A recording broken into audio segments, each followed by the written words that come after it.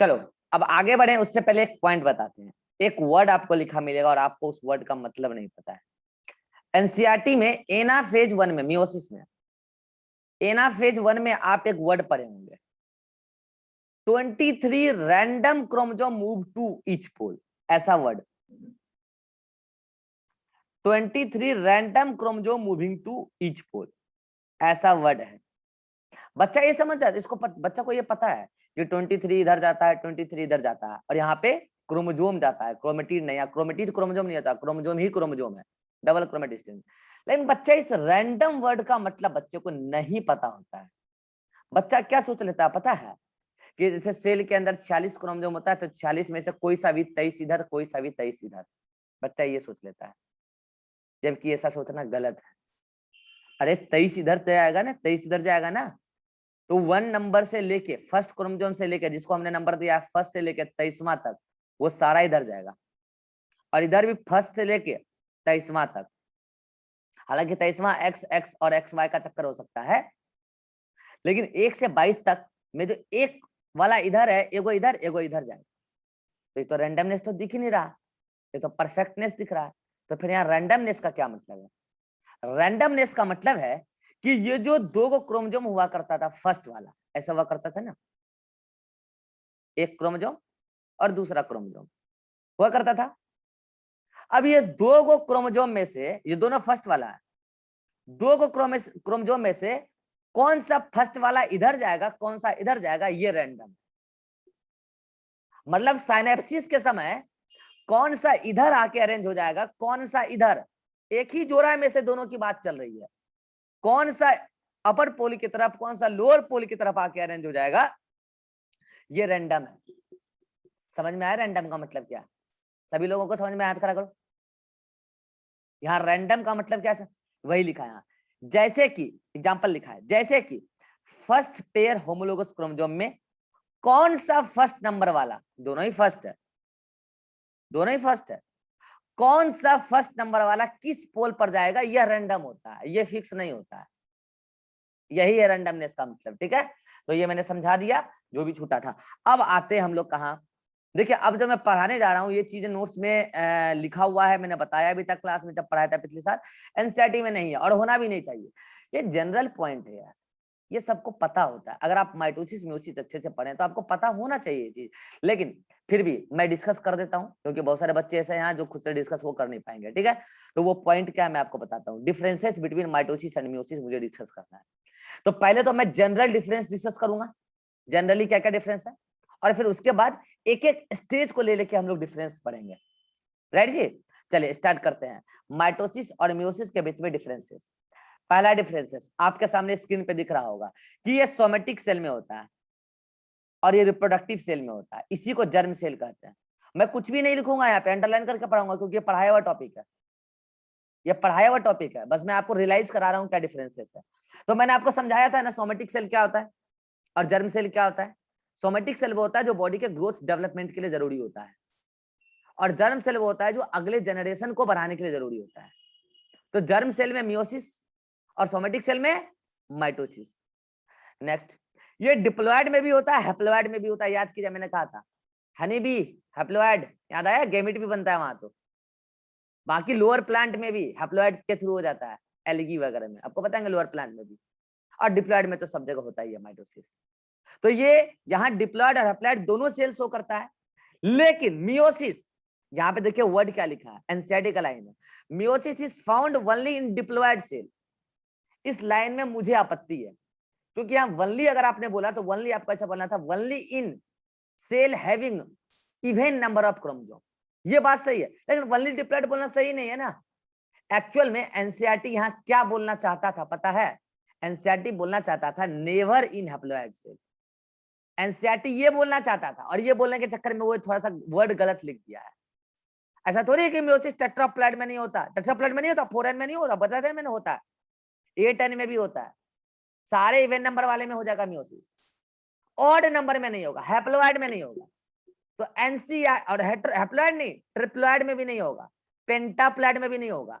तो एनसीईआरटी कहना कुछ और चाह रहा था और कह कुछ और गया। तो मोर करेक्टली वो कहना ये चाह रहा था कि नेवर इन हैप्लॉइड सेल। लेकिन वो गलती से कह क्या गया। अब ये लाइन आ जाए तो आप गलत मत मानना, क्योंकि इसको सही कराने में ही कॉन्ट्राडिक्शन चला। आप तो मान लेना कि हाँ भाई डिप्लॉयड में मतलब क्या, अभी अभी अप्लाइड में नहीं होगा। Next line, it is of single division. हाँ, माइटोसिस में मैंने को ऐसा बताया क्या, माइटोसिस 1 माइटोसिस 2, नहीं ना, एक ही बार में कंप्लीट हो जाता है पूरा प्रोसेस। लेकिन यहाँ 2 बार में, it is of double division, meiosis 1 and meiosis 2। Clear जी। नेक्स्ट, माइटोसिस प्रोड्यूसेस 2 सेल्स, याद कीजिए 2n से 2 गो 2n सेल बन रहा था कि नहीं बन रहा था, जबकि मियोसिस में 4 सेल, 4 डॉटर सेल बनेगी। याद कीजिए 2n चला था, अगर 2n चला था तो 4 गो nn मिला था, याद आया, ये हुआ। अच्छा, यहाँ ये बहुत इंपॉर्टेंट डिफरेंस है, it does not introduce variation. अभी समझाए ना, वेरिएशन माइटोसिस में कहा था, क्रॉसिंग ओवर नहीं होता ना, यहाँ क्रॉसिंग ओवर नहीं होता। यहाँ क्या लिखोगे, mitosis introduces variation due to gene exchange that is crossing over. Right जी, क्रॉसिंग ओवर की वजह से वेरिएशन आता है मियोसिस की वजह से।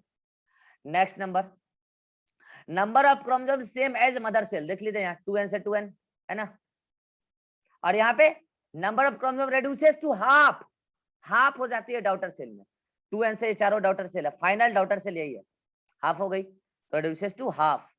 ठीक है, it is required for growth repair and healing. Healing मतलब घाव वगैरह हो गया तो वहां पे सेल लाना है, तो ये रिप्लेसमेंट बोल सकते हो आप।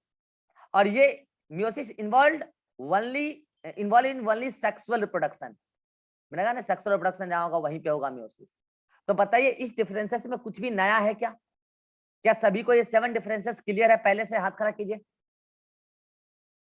फिर ये अलग से क्यों लिख दिए ताकि अब जब जब रिवाइज करें तो आपको बातें रिकॉल हो जाए। ये है माइटोसिस और मियोसिस का डिफरेंसेस। ये तो मैंने जनरल डिफरेंसेस डिस्कस कर लिया। अब एक एक स्टेज एक एक करके डिफरेंसेस क्लियर करते हैं और लेते हैं। दूसरा नंबर, ये प्रोफेस 2 नहीं है, इससे पहले था जनरल डिफरेंस। देखिए यहाँ पे ये था जनरल डिफरेंस, दिख गया। और अब हम ले रहे हैं क्या, अब हम ले रहे हैं प्रोफेज के अंदर डिफरेंसेस। ठीक है, दूसरा आपको पता है माइटोसिस का प्रोफेज बड़ा सिंपल होता है, कोई तामझाम नहीं, पेकाइटिन वो सब कुछ नहीं है, क्रॉसिंग ओवर कुछ नहीं। लेकिन ये प्रोफेज 1 इज कॉम्प्लिकेटेड, याद आया, मैंने कहा था ना 5 स्टेज में डिवाइड किया था मैंने, प्रोफेज 1 को कॉम्प्लिकेटेड था। क्या यहाँ पे बुके स्टेज दिखता है? क्या है साइनेप्सिस होता है? अरे क्यों होगा, होना ही नहीं है, क्रॉसिंग ओवर ही नहीं होना है। Crossing over and can Meta not seen, नहीं दिखता है सब, यहाँ होता ही नहीं है यहाँ पे सब। लेकिन इसमें बुके स्टेज दिखेगा, साइनेप्सिस होगा। यहाँ पे देखिए लिखा है, क्या लिखिए, सिंथेसाइजेस। अच्छा, बुके स्टेज सिंथेसाइजेस नहीं लिखना चाहिए, बुके स्टेज अपीयर्स। क्या लिख देती है यार, bouquet stage appears and synapsis occurs, दोनों चीज होता है। बुके स्टेज कहां दिखता है? Pachytene, synapsis Lalu, sorry pachytene, sorry leptotene, Lalu. Bouquet stage leptotene, उसका लालू जरा जाइगोटिन में साइनेप्सिस होगा, दोनों पास पास आएंगे। उसके बाद पेकाइटिन में क्रॉसिंग ओवर, और क्याजमेटा कहां दिखेगा? पानी दे डिप्लोटिन, और लास्ट में डाइकाइनेसिस, तो प्रोफेज एंड हो जाता है। तो ये चारों बातें अलग अलग स्टेजेस की बोली गई है। ये बोली गई है लेप्टोटिन की, ये बोली गई है जाइगोटिन की, ये बोली गई है पेकाइटिन की, और ये बोली गई है डिप्लोटिन की। और फिर तो डाइकाइनेसिस के बाद प्रोफेज खत्म ही हो जाता है। तो ये प्रोफेज और माइटोसिस एंड मियोसिस में अंतर है। राइट जी, क्लियर? सभी को हाथ खड़ा कीजिए, क्लियर? प्रोफेज में अंतर क्या है माइटोसिस और मियोसिस में? शिवा ने नहीं आया समझ में? तो हाथ खड़ा, क्या हाथ खड़ा करने में दिक्कत है क्या? Next, metaphase of mitosis and metaphase of meiosis, ध्यान से देखिएगा। और यहाँ पे देखिए सब मेटाफेज 1 में डिफरेंसेस क्रिएट हो जाता है। Centromere are present over the equator, याद कीजिए सेंट्रोमियर ऐसे होता है इक्वेटर पे, यही इक्वेटर था, याद कीजिए यही इक्वेटर था। और यहाँ पे क्या, दो गो मेटाफेजिक प्लेट बन जाता है, और ऐसे होता है, इस टाइप से अरेंजमेंट था, याद है, इस टाइप से मियोसिस में। तो यहाँ क्या बोल रहा है जी, centromere are present at equator, सही बात है, ये सेंट्रोमियर है, और मेटाफेजिक प्लेट यही पीला वाला मेटाफेजिक प्लेट है। while arms facing towards the pole, देखिए ये आर्म्स है पोल की तरफ है ना, और यहां क्या बोलेंगे, सेंट्रोमियर प्रोजेक्ट्स टुवर्ड्स द पोल, ये सेंट्रोमियर है, प्रोजेक्ट्स का मतलब समझते हैं? प्रोजेक्ट का मतलब निकलना, बाहर निकलना, मतलब कि उभार, इस टाइप से। और यहाँ पर लाइन पूरा लिखा हुआ है, देख लीजिए। And arms facing towards the equator, arms towards the equator, ये आर्म है, और ये मेन इक्वेटर यहाँ पे ये है मेन इक्वेटर, और ये पीला वाला इक्वेटोरियल प्लेट है जो above and below the equator है, ठीक है। तो arms facing towards the equator, ये देखिए इक्वेटर की तरफ आर्म्स है ना, इन मेटाफेज 1, इन मेटाफेज 1, उसके बाद ए लाइन कटा हुआ है, in metaphase 1 of meiosis 1, and total 23 chromosome arranged on each equatorial plate, यहाँ पे भी 23 और यहाँ पे भी 23, ईच इक्वेटोरियल प्लेट। और ये क्या लिखा हुआ आगे,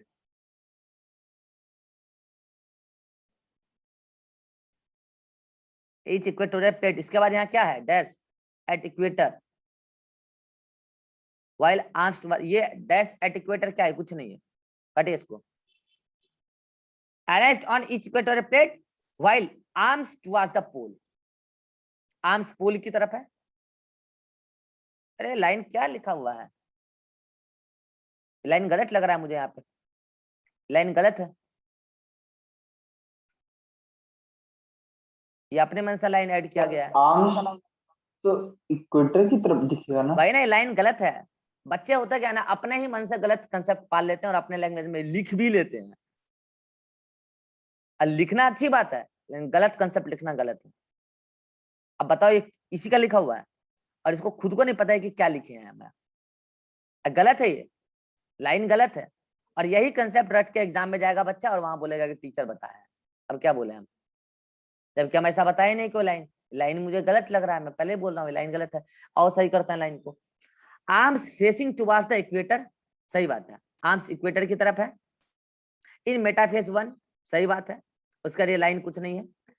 मेन मेटाफेज 1 इन मियोसिस, फिर मेटाफेज 1, क्या दो बार मेटाफेज 1, या मियोसिस 1 बोलोगे तो समझ में आएगा, ठीक है। यहाँ अच्छा, यहाँ ये बोलना चाह रही है कि metaphase 1 and in metaphase 1 total 23 लो, ठीक है, मान लेते हैं लाइन सही है।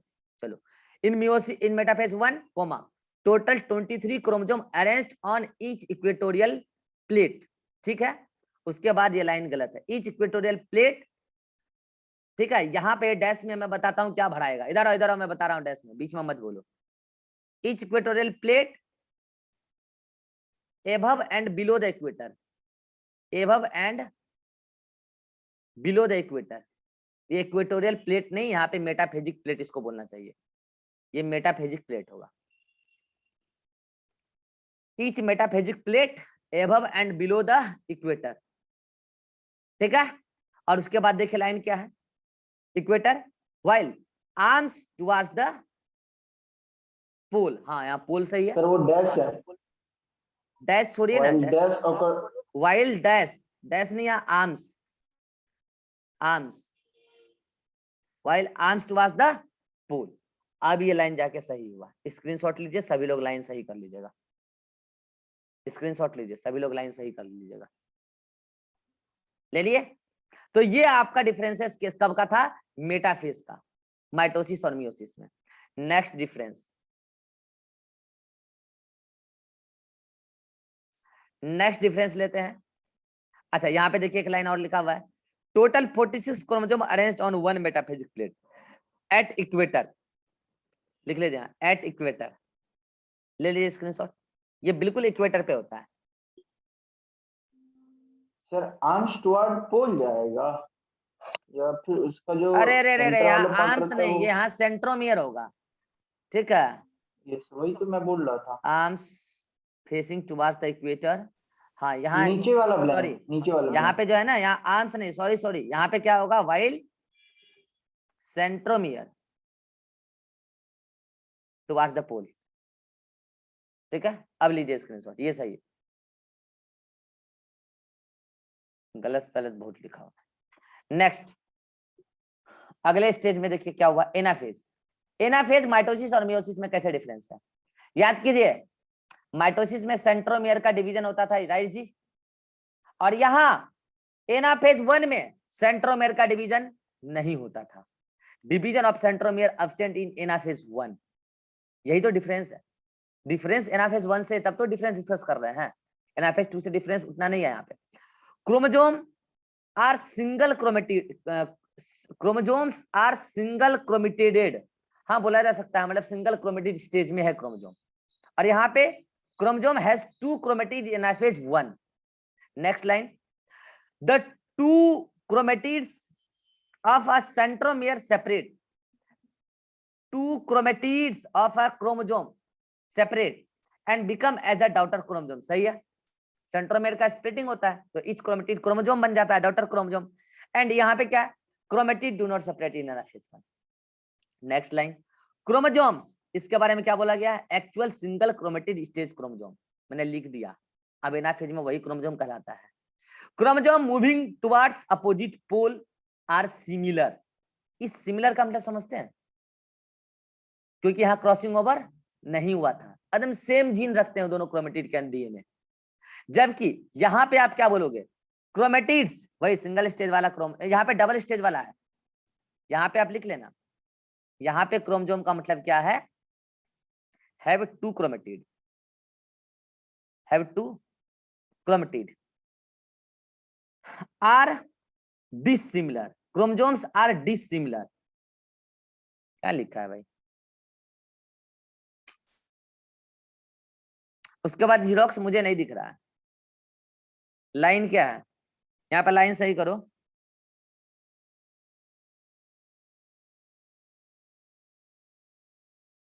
हाँ सही दिख गया, इसका लाइन, इसके नीचे का लाइन मैं बता रहा हूँ क्या लिखा है, क्रोमोसोम मूविंग टुवर्ड्स, यहाँ लिखा है क्रोमोसोम मूविंग टुवर्ड्स द,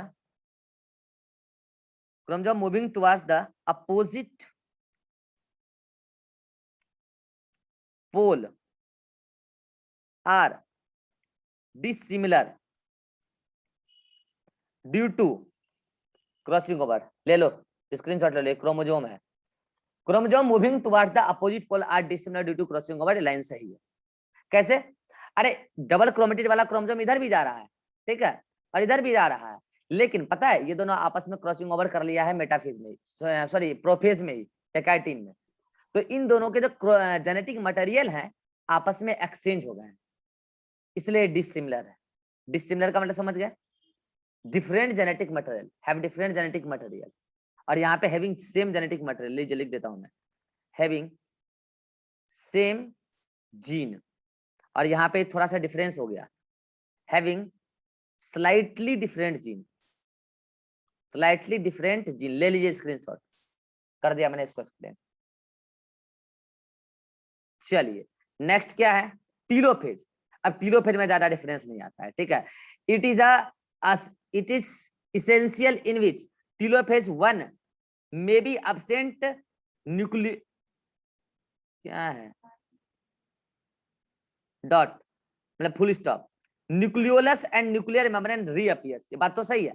अच्छा ये लाइन लिखा है, अच्छा यहाँ पे लाइन है ऐसे, it is an essential in which nucleolus and nuclear membrane reappears. सही है, इसके लिए माइटोसिस के लिए। और मियोसिस में क्या लिखा है, टीलोफेज 1 में भी एब्सेंट। ये बात मैं बता देता हूँ, सुनो। कई बार क्या होता है ना, टीलोफेज 1 एब्सेंट हो जाता है। आप एनसीईआरटी में एक वर्ड पढ़े होंगे, टेट्राड ऑफ सेल, पढ़े हैं? कितने लोग पढ़े हैं, हाथ खड़ा कीजिए। टेट्राड ऑफ सेल, मैंने डायाड बताया था, टेट्राड नहीं बताया था। ये टेट्राड कब दिखेगा पता है? एक बात बताओ, ये सेल था, इधर देखना ध्यान से, ये सेल था, इस सेल ने क्या किया, 2-2 न्यूक्लियस तो बना लिया, सब कुछ सेल ऑर्गेनेल वगैरह डेवलप हो गया। अब एक बार बताओ, इस सेल को पता है कि हमको साइटोकाइनेसिस के बाद हम दोनों सेल को वही काम करना है, तो कई बार क्या होता है, साइटोकाइनेसिस नहीं होता, टीलोफेज भी नहीं, साइटोकाइनेसिस 1 भी नहीं, टीलोफेज भी नहीं और साइटोकाइनेसिस 1 भी नहीं, कई बार ऐसा होता है। और अंदर ही अंदर एक बार तैयारी कर लेते हैं मियोसिस 2 का, पूरा तैयारी, प्रोफेज मतलब G1 G2 प्रोफेज, और उसके बाद फिर मेटाफेज अंदर। अब लेकिन यहाँ पे थोड़ा कॉम्प्लेक्सिटी आ जाता है फिर। लेकिन कई बार क्या होता है, सुनना ध्यान से, ये टीलोफेज के बारे में बता रहे हैं। कई बार क्या होता है, टीलोफेज का मतलब क्या, सारा न्यूक्लियर मेम्ब्रेन का बनना। एक बार बता बन के क्या होना है, फिर तो प्रोफेज में टूटना ही है ना। इसलिए कई बार क्या होता है, इधर सारा जेनेटिक मटेरियल आ गया, इधर सारा जेनेटिक मटेरियल आ गया, इवन क्रोमेटिड जो था वो अच्छे से क्रोमेटिन बनता भी नहीं है। टीलोफेज के दौरान की बात चल रही है। और क्या होता है, साइटोकाइनेसिस कंप्लीट हो जाता है। सुनना ध्यान से, और साइटोकाइनेसिस कंप्लीट होने के बाद एक सेल के अंदर कंटेंट तो बराबर बराबर आ गया दोनों के अंदर। अब चूंकि यहाँ पे जीवन में आ गई, जीवन के बाद उसको G2S होता नहीं है, प्रोफेज में आना था, तो प्रोफेज में तो सब कुछ तोड़ना ही था, इसलिए वो बनाई ही नहीं टीलोफेज में, इसलिए वो टीलोफेज चलाई ही नहीं। टीलोफेज में क्या होता है, डीकंडेंसेशन होता है क्रोमेटिन का, सॉरी क्रोमेटिड का, और न्यूक्लियर मेम्ब्रेन वगैरह बनता है। जब प्रोफेज 2 में तोड़ना ही है तो बनाती नहीं है। तो ऐसा कई बार होता है कि टीलोफेज 1 एब्सेंट हो जाता है और साइटोकाइनेसिस हो जाता है एनाफेज के बाद। समझ में आया ये बात? कितनों को समझ में आया? याद करा कीजिए। टीलोफेज 1 एब्सेंट हो सकता है मियोसिस 1 में। चलिए नेक्स्ट पॉइंट है आपका साइटोकाइनेसिस। यहाँ पे होता है cytokinesis, daughter cell produces same genetic material after cytokinesis, not compulsory. मैंने कहा ना साइमल्टेनियस भी होता है after both the division in plants. मैंने कहा ना अभी कई बार प्लांट में ऐसा होता है अंदर ही अंदर साइटोकाइनेसिस मतलब कि मियोसिस 2 की तैयारी हो जाती है साइटोकाइनेसिस 1 हुए बिना, और एक साथ लास्ट में जाके 4 सेल वॉल बन जाते हैं, 4 अलग अलग बाउंड्री को लेते हुए, और एक साथ उसको बोलते हैं साइमल्टेनियस साइटोकाइनेसिस। साइमल्टेनियसली हो गया, एक साथ 4 सेल बन गए डॉटर सेल। तो ऐसा प्लांट के अंदर कॉमन है, प्लांट के अंदर, क्योंकि प्लांट के अंदर सेल वॉल बना के ही तो सेल को सेपरेट करना है। तो अंदर ही अंदर आप मियोसिस 2 का भी तैयारी करके सब कुछ कर लीजिए डिवीजन वगैरह, उसके बाद अंदर ही अंदर आप सेल वॉल बना के सेपरेट कर लीजिए, तो अंदर ही अंदर मियोसिस 2 हो जाता है। और उसके बाद ऐसा ऐसा हालांकि नॉर्मली ऐसा नहीं होता है, लेकिन कई बार प्लांट में ऐसा हो जाता है। ठीक है, तो यहाँ पे साइटोकाइनेसिस कंपलसरी नहीं है, किस केस में? मियोसिस के केस में। क्लियर है? नेक्स्ट डिफरेंस देखते हैं। अब आते हैं माइटोसिस और मियोसिस 2 में अंतर देखते हैं। अब तक आप माइटोसिस और मियोसिस 1 में अंतर देख रहे थे, पता है आपको? अब तक यहाँ पर आप माइटोसिस और मियोसिस 1 का अंतर देखते जा रहे थे। अब आते हैं माइटोसिस और मियोसिस 2 का अंतर देखते हैं। ठीक है, आइए। पहला क्या है? पहला लिखा है interphase occurs prior to mitosis. सही बात है, माइटोसिस का मतलब क्या? एम फेज, इंटरफेज होना ही है। और यहाँ क्या लिखा है? इंटरफेज में और मे नॉट प्रेजेंट, इंटरफेज में और may not present prior to meiosis 2, if present then called interkinesis। एक बात बताइए, इंटरकाइनेसिस में क्या बहुत इंपॉर्टेंट काम करना है क्या? DNA replication? नहीं। तो कई बार, हालांकि ऐसा नॉर्मली नहीं होता है, लेकिन कई बार इंटरकाइनेसिस होता ही नहीं है। फिर बच्चा बोलेगा सेंट्रियोल कहां से बनेगा? अरे सेंट्रियोल बनाना जरूरी भी नहीं है, एक एक सेंट्रियोल भी अगर चले जाते तो मैग्नेटोट्यूबुल का असेंबली हो जाएगा। तो कई बार ऐसा देखने को मिलता है कि इंटरकाइनेसिस एब्सेंट, लेकिन कहां? मियोसिस 1 और मियोसिस 2 के बीच में। मियोसिस 1 में इंटरफेज होगा, मियोसिस 2 में इंटरकाइनेसिस एब्सेंट हो सकता है। क्लियर है? सभी को हाथ खड़ा कीजिए, क्या बोलवा मैंने अभी। Next point, S phase present और यहाँ एस फेज एब्सेंट, ये कोई समझाने वाली बात नहीं है, कई बार डिस्कशन हो चुका है। Next, daughter cells formed after mitosis resemble to mother cell, मैंने समझा तो दिया है। लेकिन जब मियोसिस 2 कंप्लीट होगा तो डॉटर सेल, यहां देखना वर्ड गौर करो, क्वांटिटेटिवली एंड क्वालिटेटिवली। क्वांटिटेटिवली मतलब क्रोमोसोम का नंबर अलग, और क्वालिटेटिवली मतलब जीन का कॉम्बिनेशन अलग, मतलब जेनेटिक कंस्टिट्यूएंट्स अलग, और होना ही है। मैंने कहा ना 2n से 4n बनना है, तो वो अलग होना है ड्यू टू क्रॉसिंग ओवर। तो ये था डिफरेंसेस माइटोसिस और मियोसिस 2 का। बोलो सभी को क्लियर? हाथ खड़ा करो। क्लियर? तो ये सारे डिफरेंसेस अभी आप जल्दी से एक बार खुद से रीड कर लीजिए, फिर हम आते हैं अगले मीटिंग में आपके साथ न्यूमेरिकल के साथ मिलेंगे, वो सारे न्यूमेरिकल को हम लोग डिस्कस करेंगे। अभी फिर मिलते हैं नए मीटिंग में अभी। ठीक है।